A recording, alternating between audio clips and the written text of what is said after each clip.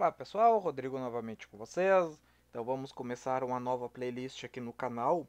Essa playlist a princípio vai ser com videoaulas bem rápidas, tá? Não vai ser muitas aulas também, tá? Então o objetivo dessa playlist aqui é a gente conversar um pouquinho sobre joins, tá bem? Já tem um pequeno spoiler aqui embaixo, né? Alguns joins aqui.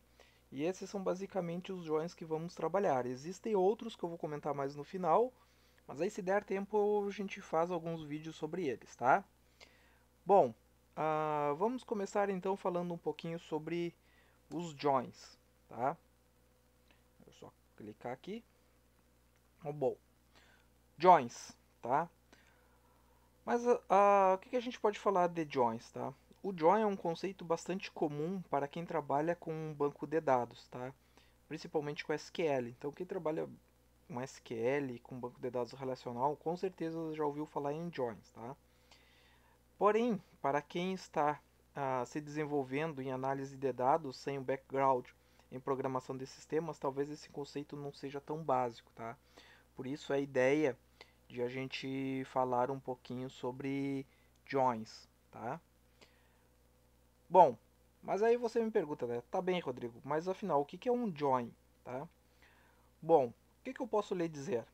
Um join nada mais é do que juntar dois conjuntos de dados por meio de um ou mais campos em comum.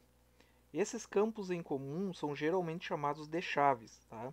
Então a gente pode chamar de ID, chave primária e assim sucessivamente, tá? Qualquer nome ou qualquer coluna que você definir com uma chave, você pode chamar, por exemplo, com ID, tá?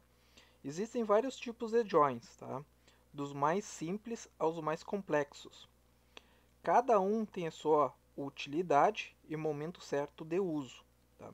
Além disso, existem várias questões que devem ser observadas no uso de joins, como a granularidade dos dados e a ocorrência das amostras nos dois conjuntos de dados, tá?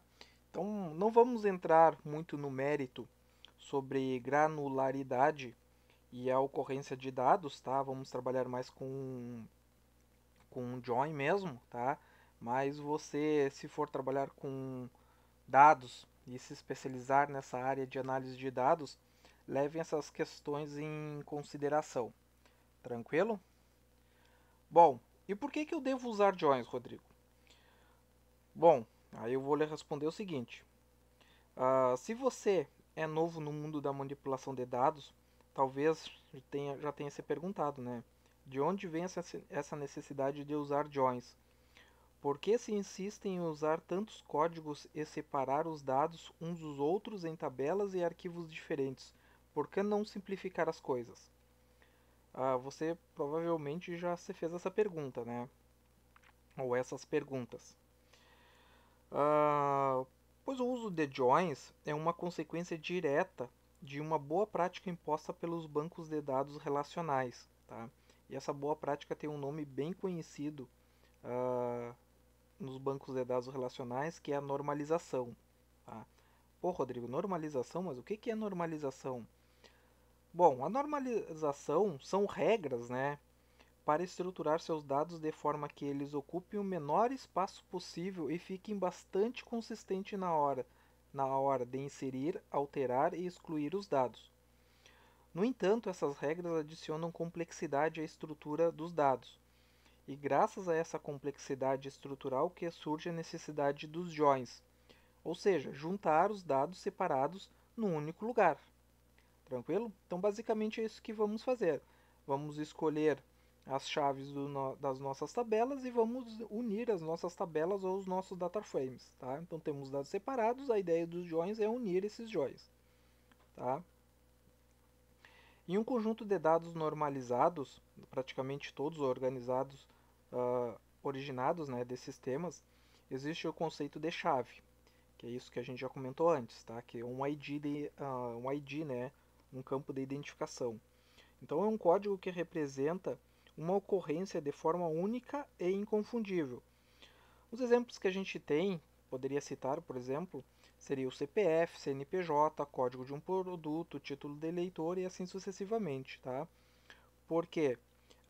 Porque essa chave ela não pode se repetir e ela tem que ser inconfundível. O exemplo clássico, o CPF. O CPF ele é individual, cada pessoa tem o seu, então ele não vai se repetir, tá? E assim como o CNPJ e qualquer outro código que for definido, tá?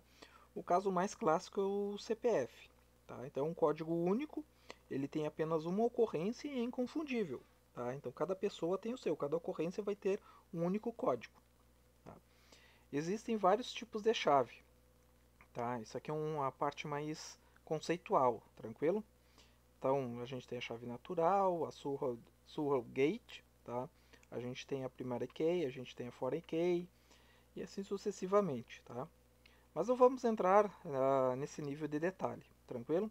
Uma rápida busca na internet aí você vai achar vários artigos falando sobre os tipos de chaves em banco de dados relacionais, tranquilo? Isso aqui é mais para você saber que existem essas chaves, tá? Apenas mais uma observação, tranquilo?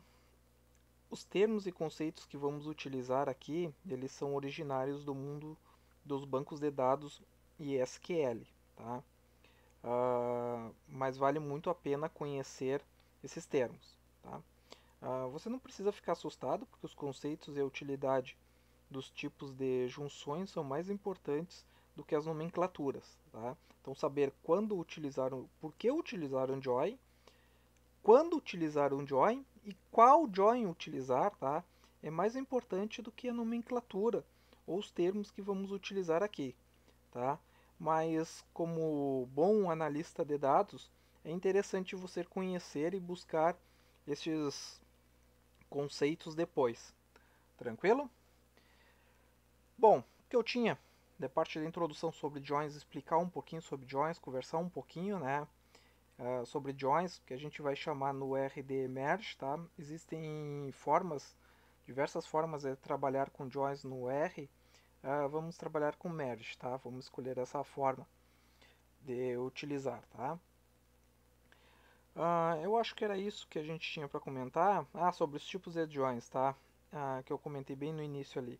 Então, existem vários tipos de joins que a gente vai trabalhar. É o inner join, tá? Que é o mais básico. Depois a gente tem o outer join, que ele se subdivide em três tipos, tá? O left outer join, right outer join e o full outer join, tá? Existem outros joins também, tranquilo? Por exemplo, o cross join, o semi join, o outer join e o self join, tá? Se der tempo, eu pretendo trazer esses últimos aqui, tá? Mas o nosso foco dessa playlist aqui, tá?